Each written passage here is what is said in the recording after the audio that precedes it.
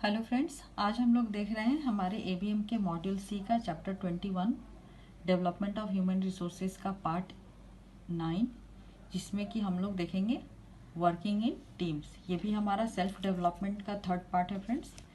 तो चलिए देखते हैं। A group of people with high degree of interdependence gear towards the achievement of a goal और the completion of task is known as a team. एक लोगों का जो ग्रुप होता है जो कि आपस में इंटरडिपेंडेंस होके किसी एक अचीवमेंट ऑफ गोल के लिए अगर कोई टास्क को कंप्लीट करता है तो उसको हम लोग टीम कहते हैं। तो group and team are used interchangeably though there are some differences. तो ग्रुप और टीम जो है वो एक दूसरे की तरह ही यूज होते हैं फ्रेंड्स, उसमें कुछ डिफरेंस होते हैं। The term group dynamics was coined in 1930 by Kurt Lewin in refers to the. तो ग्रुप डायनामिक्स जो टर्म्स था वो कर्ट लुइस ने दिया था 1930 के दशक में। तो वो ग्रुप डायनामिक्स क्या क्या थे? इंटरनल नेचर ऑफ ग्रुप्स, मतलब ग्रुप के इंटरनल नेचर क्या होते हैं, हाउ दे फॉर्म, वो कैसे बनते हैं, देयर स्ट्रक्चर एंड प्रोसेस, उनका क्या स्ट्रक्चर होना चाहिए, वो किस तरीके से प्रोसेस करेंगे, हाउ दे फंक्शन, वो कैसे फंक्शन करेंगे, and affect individual and organisation, और इंडिविजुअल और ऑर्गेनाइजेशन को कैसे अफेक्ट करेंगे।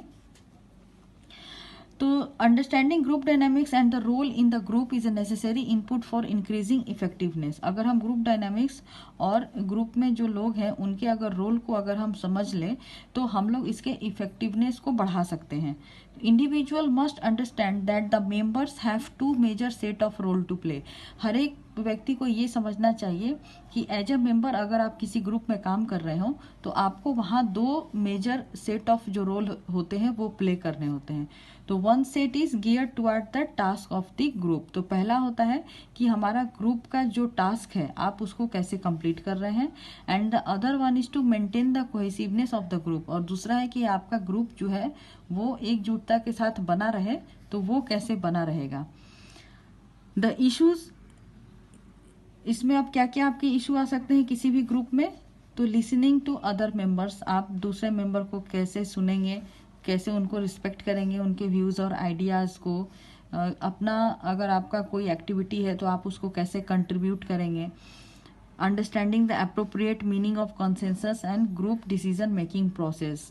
जो कंसेंसस है उसको समझना। कंसेंसस होता है means, consensus means debating over the pros and cons with full respect for each other.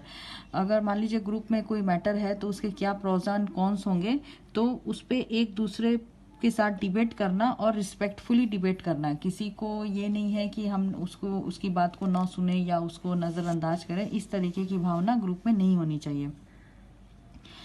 तो कॉन्सेंसस जो है फ्रेंड वो हमेशा जो है अगर आपने उसको गलती से अगर यूटिलाइज किया है या फिर कोई अगर कॉम्प्रोमाइज़ कर रहा है तो इस तरीके का सीन अगर हो रहा है ग्रुप में तो आपका ग्रुप में जो है वो एक निगेटिव इमोशन जो है वहाँ पे क्रिएट होगा। तो इसीलिए हमें जब भी अगर किसी मैटर पर डिबेट करना है तो हमें रिस्पेक्टफुली एक दूसरे के साथ डिबेट करना है। It is useful to understand the stages in group formation and group behaviour. किसी भी ग्रुप में जो अलग अलग स्टेजेस होते हैं ग्रुप फॉर्मेशन में और ग्रुप बिहेवियर में, तो उसको यहाँ पे हम लोग देखेंगे। पहला है forming. Forming means awareness.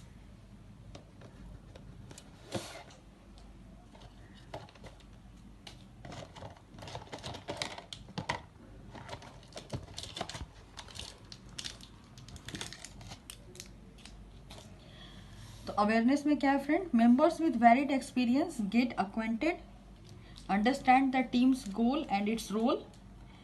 Member जो है हमारे, जैसे कि जब हम लोग ग्रुप को फॉर्म कर रहे हैं तो फॉर्म करने का मतलब है कि हमारे ग्रुप मेंबर्स में अवेयरनेस होनी चाहिए। क्या चीज़ की अवेयरनेस होनी चाहिए? कि हमारे टीम का है क्या गोल है और उस हर एक मेंबर का उसमें क्या क्या क्या रोल डिफाइन किया गया है। दूसरा है स्टॉर्मिंग। स्टॉर्मिंग का मतलब है conflict. Conflict among the members, अगर कुछ लोगों के बीच में अगर कोई कन्फ्लिक्ट हो गया है, कोई विवाद हो गया है, through this conflict team attempts to define itself. तो ऐसी चीज़ें ग्रुप में नहीं होनी चाहिए, इसको तुरंत से तुरंत आपस में इसको सुलझा लेना चाहिए। दूसरा है नॉर्मिंग। नॉर्मिंग मतलब cooperation. Norms are led as to how the task will be accomplished. अगर आप एक दूसरे को कॉपरेट नहीं करेंगे तो कोई भी टास्क आप कंप्लीट नहीं कर सकते हैं। तो टीम को जो टीम के रूल्स एंड रेगुलेशन है उसको फॉलो करने चाहिए और अकॉर्डिंगली बिहेव करना चाहिए। दूसरा है कन्फर्मिंग मतलब adjustment, adjusting one with the team expectation and norms. Team के एक्सपेक्टेशन और नॉर्म्स के साथ आपको अगर एडजस्ट करना पड़े तो ये ग्रुप के लिए सही है। फिर है परफॉर्मिंग मतलब productivity. Members behave in mature fashion and focus on accomplishing their goal. Members can devote full energy to work मतलब आपको एकदम फुल एनर्जी के साथ काम करना है और आपको जो टीम का जो गोल है उसको अकम्प्लिश करने पे आपका फोकस होना चाहिए। अब नेक्स्ट जो टॉपिक है फ्रेंड्स हमारा वो है सेल्फ अवेयरनेस। सेल्फ डेवलपमेंट हमने देख लिया, अब हम लोग देखेंगे सेल्फ अवेयरनेस क्या है। तो सेल्फ अवेयरनेस जो है it is the short analysis of self to understand the strength, weakness, opportunities and threat. मतलब शॉर्ट एनालिसिस है किसी के खुद को समझने के लिए कि आपकी क्या स्ट्रेंथ है, क्या वीकनेसेस है, क्या अपॉर्चुनिटीज है और आपकी क्या थ्रेट्स हैं। तो इस कंसेप्ट में एक जौहरी विंडो है जो कि लुफ्ट एंड इंगम ने 1973 में दिया था। तो इस जो जौहरी विंडो में है इससे आप सेल्फ अवेयरनेस को समझ पाएंगे। तो the author refers to the two dimension. इसमें ऑथर ने टू डायमेंशन का जौहरी विंडो दिया था। पहला था जिसमें कि how much of one's behaviour is known to him और हर मतलब आप खुद को कितना जानते हैं और समझते हैं। एंड और दूसरा है how much he feels other knows him और हर कि और दूसरा है कि दूसरे उसके बारे में कितना जानते हैं, उसको कितना समझते हैं। ये उसका सेकेंड डायमेंशन है। यहाँ पे जो आपका जौहरी विंडो है उसमें 4 तरह के विंडो दिए गए हैं, एरेना, ब्लाइंड, क्लोज्ड, डार्क। इसको फ्रेंड्स आप लोग ABCD करके याद रख सकते हैं। A for arena, B for blind, C for close, D for dark. तो ये देखिए यहाँ पे एक विंडो की तरह दिया हुआ है। इसमें एक तरफ है आपका नोन टू सेल्फ और दूसरी तरफ है नॉट नोन टू सेल्फ। वैसे इधर है नोन टू अदर्स और यहाँ पे है नॉट नोन टू अदर्स। तो जब known to others and known to self होगा मतलब आप खुद को भी जान रहे हैं और दूसरे भी आपको जान रहे हैं, तो वो आपका एरेना विंडो होता है। और अगर आपको दूसरे जान रहे हैं और आप खुद को नहीं जान रहे हैं तो ये आपका ब्लाइंड पोर्शन को दर्शाता है। फिर not known to others but known to self मतलब आप खुद को तो जान रहे हैं लेकिन दूसरे आपको नहीं जान रहे हैं, तो वो आपका क्लोज्ड फेज होता है। फिर है not known to self and not known to other. ये फ्रेंड सबसे खतरनाक है, ये पूरा ही आपका डार्क हो जाता है मतलब यहाँ पे आपको अंधेरा ही अंधेरा है, यहाँ पे कुछ भी नहीं है। तो in this the size of arena और open space is critical for improving effectiveness. Friends यहाँ पे जो एरेना है, एरेना को हम लोग ओपन स्पेस भी कहते हैं, ये भी कई बार IIBF में क्वेश्चन में आ चुका है। तो arena is a open space is critical for improving effectiveness. Arena, such persons are more trustworthy, open to others' ideas and suggestions, have better self-awareness. तो एरेना पर्सनालिटी जिन लोगों की होती है या आप अगर खुद के बारे में काफ़ी ओपन है और दूसरे भी आपको जान रहे हैं, तो ऐसे लोग जो हैं ट्रस्टवर्दी होते हैं और दूसरों के आइडिया और सजेशन की रिस्पेक्ट करते हैं और इस तरीके से उनका जो सेल्फ अवेयरनेस होता है वो काफ़ी अच्छा होता है। अब नेक्स्ट जो है वो है इमोशनल इंटेलिजेंस। इस इमोशनल इंटेलिजेंस के बारे में एक डैनियल गोलमैन है, 1995 ने उन्होंने कहा है फ्रेंड्स कि लाइफ में कोई भी चीज़ अचीव करने के लिए जो IQ है, IQ मतलब इंटेलिजेंट क्वेश्चन, ये जितना जरूरी है उतना ही जरूरी है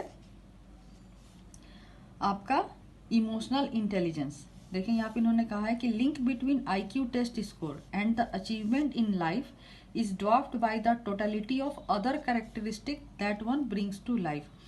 कि आपके IQ के साथ साथ जो आपके लाइफ में अदर अचीवमेंट्स हो रहे हैं कुछ अदर कैरेक्टरिस्टिक्स की वजह से, तो उसी को हम लोग टोटल लाइफ अचीवमेंट बोल सकते हैं। तो इन्होंने he has visualized this other characteristic as emotional intelligence. तो इन्होंने इस अदर कैरेक्टरिस्टिक को इमोशनल इंटेलिजेंस का नाम दिया है। तो ये क्या क्या हो सकता है फ्रेंड्स? ये है able to motivate oneself, persist in the face of frustration, to control impulse, delay gratification, regulate one's mood, keep away distress from swamping the ability to think, to empathize and to hope.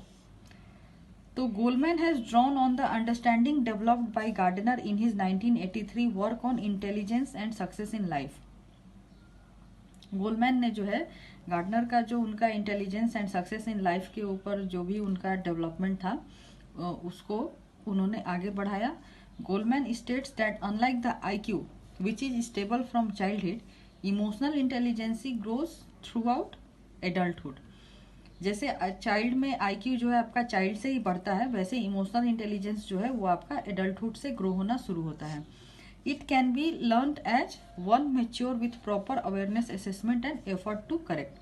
तो ये क्या होता है friends कि आप कितने mature हैं चीज़ों के प्रति और आप उसको एसेस कर पा रहे हैं, और अगर उसमें कुछ आपको चेंज करना दिख रहा है या आपको कुछ लग रहा है कि आपको उसमें बदलाव लाना चाहिए या इम्प्रूव करना चाहिए, तो आप उसको करेक्ट करने में आपका एफर्ट लगा रहे हैं। तो वही चीज़ यहाँ पे बता रहा है।